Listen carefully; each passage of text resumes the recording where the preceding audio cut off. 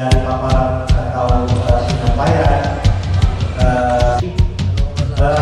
semua petugas menjawab bahwa bertinggal ya, jadi sektornya memang menangani masalah sumber daya OPS di mana salah satunya meninggal di tahun 2019 sumber daya manusia sumber daya para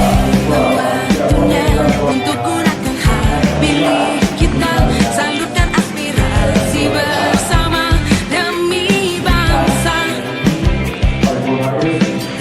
Ku percaya suara kita sangat berharga, menentukan arah masa depan Indonesia. Langsung umum bebas rahasia, jujur dan adil sebagai sarana integrasi bangsa.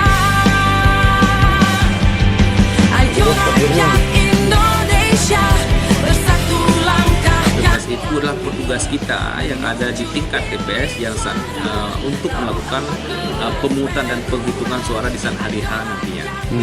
Jadi jumlah semua yang kita butuhkan itu sekitar 4.000 lebih petugas di hari H yang ada di setiap TPS, di mana di satu TPS itu ada kita butuh 7 orang petugas.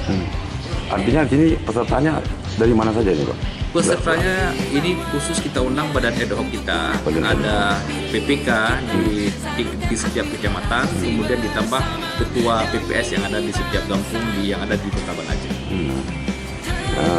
Berapa hari ini, Pak? Ini acara sampai dengan siang sudah selesai karena ini hanya bersifat rapat koordinasi. Kita menjelaskan bagaimana tata cara rekrutmen KPPS. Oh, KPPS ini tata cara seperti itu ya.